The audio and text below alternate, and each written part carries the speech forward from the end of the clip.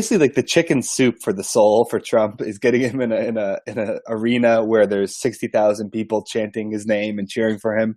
Especially that Blacks for Trump guy, Rahul. He made a lot of press this week, didn't he?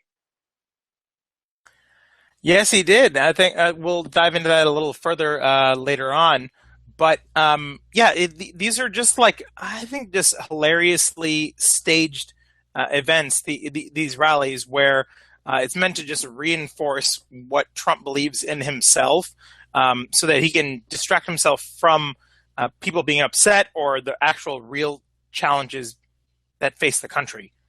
Exactly. And he just, I think the other reason why he likes these rallies is he can speak sort of off the cuff.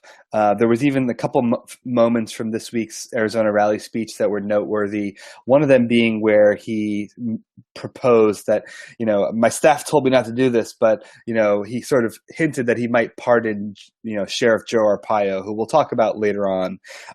But that was a bit of a ridiculous moment. And then he also threatened to shut down the government if Congress didn't fund the border wall, which is, again, pretty ridiculous, especially because he promised us that Mexico would be paying for it. But if Mexico is paying for the wall, why does he need to shut down the government unless Congress authorizes funding? I'm just going to speak from the heart here. What we have witnessed was a total eclipse of the facts. Someone who came out on stage and lied directly to the American people and left things out that he said in an attempt to rewrite history, especially when it comes to Charlottesville. He's unhinged. It's embarrassing. And I don't mean for us, the media, because he went after us, but for the country. This is who we elected president of the United States, a man who is so petty that he has to go after people who he deems to be his enemy, like an imaginary friend of a 6-year-old. His speech was without thought. It was without reason. It was devoid of facts. It was devoid of wisdom. There was no gravitas. There was no sanity there. He was like a child blaming a sibling on something else. He did it. I didn't do it. He certainly opened up the race wound from Charlottesville, a man clearly wounded by the rational people who are abandoning him in droves, meaning those business people and the people in Washington now who are questioning his fitness for office and whether he is stable. A man backed into a corner, it seems, by circumstances beyond his control and beyond his understanding. That's the truth. If you watch that speech as an American, you had to be thinking, what in the world is going on? Wow, there you go. That really speaks for itself. I mean, I echo Don Lemon there. Is this guy really our president? He's just such a divisive figure that you just can't help but feel, Rahul, like the country would go so the healing would really only be able to begin with this guy getting out of there. The other thing for me that was annoying about this rally really was the dog whistle nature of it being in Arizona, which is a state that's been on the front lines of immigration. He went there. He was trying to basically continue to stoke racial tensions. Charlottesville wasn't enough for him, so he had to then go to Arizona and speak to a crowd of immigrant hating supporters. Yeah, it's really a shame that our country is at this state where the president is saying these abhorrent things, and also is vain enough that needs the reinforcement from other racists like himself to back him up. Yeah, to back him up. And then one last point on this, something that made me feel really uncomfortable is Trump's continued war on the media. And it just like, it feels like 1984 every time I hear him at a rally. And it has been a while since he's had such a large rally where he points at the media and he calls them dishonest. And basically he's creating a generation of skepticism among the right wing of the media. And essentially he can say whatever the hell he wants and rewrite history and basically spoon feed alternative facts to his base because he's already told them and coached them and trained them into feeling like, well, the media is dishonest and they're just out to get Trump, right? So it's really just like draconian and sinister, and to the point where it just really, really, really feels uncomfortable. Yeah, I mean, I guess we'll have to figure out. This is a long-term challenge, I think, because Trump is exasperating this existing like distrust in the media and distrust in institutions. Hopefully, long-term, we can figure out a way to, rebuild the balance between the branches of government and the fourth estate. It's not good so far, though. There were just three real quick headlines that we'll run you through. And Rahul, I want to get your feedback on them.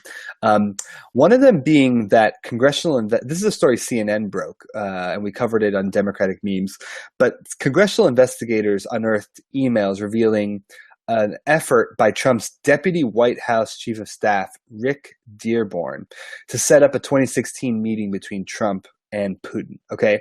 So we have yet again more evidence of collusion here, where literally there are people emailing the Trump camp, people who are now high-ranking government officials in the Trump White House, emailing the Trump campaign to try to set up a meeting with Putin. Like, one thing I wanted to mention just quickly before we go into Clown of the Week, because I didn't say it when we were talking about Trump's Afghanistan speech, Rahul, is the fact that I guess while he didn't give many specifics in that speech, apparently the cornerstone of his military strategy is the transgender ban. I mean, like what is this? I mean, like why is this his pet issue? I think everything Trump does, I think as a rule of thumb, just comes back to being an asshole. So I think I've been trying to use that as like a rule of thumb to explain decisions that seem to be like bizarre or unexplainable. Like what would an asshole do right now?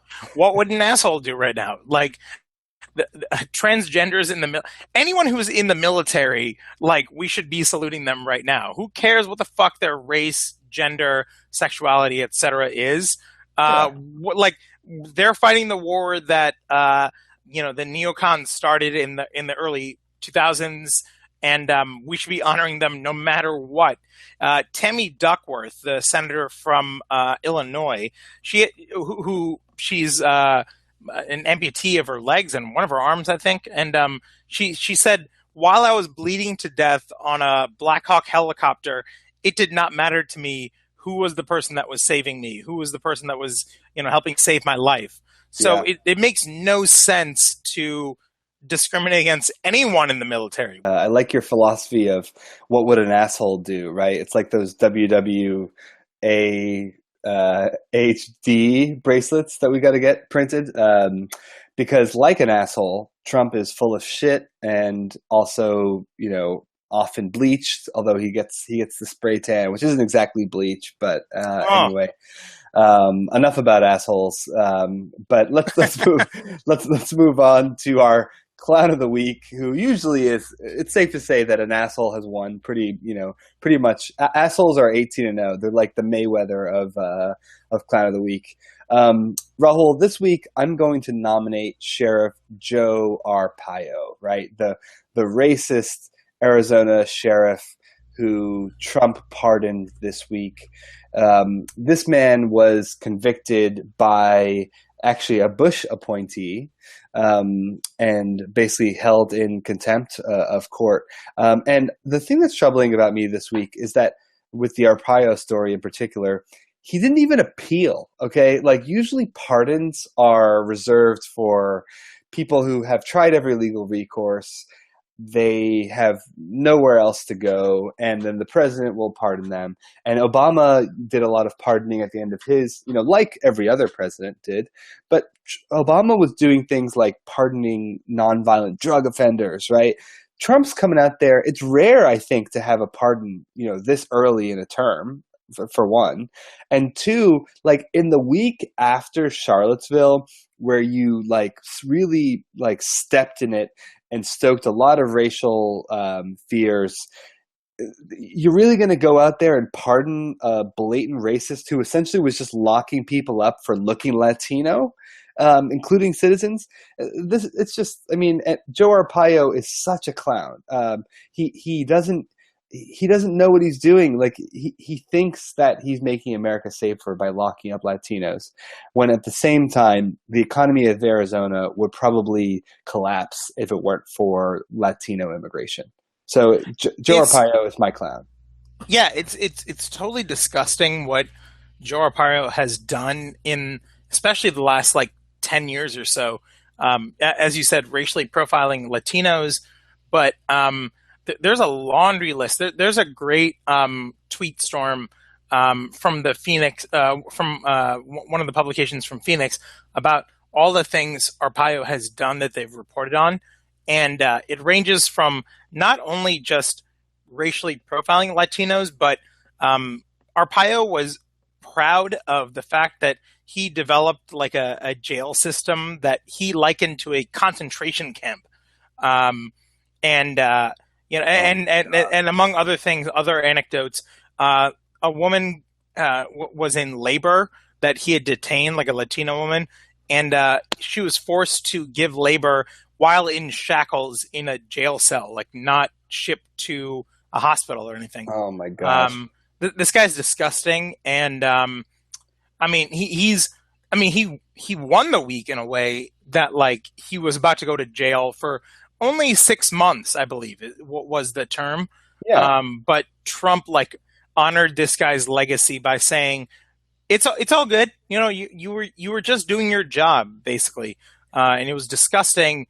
And the presidential pardon usually is used to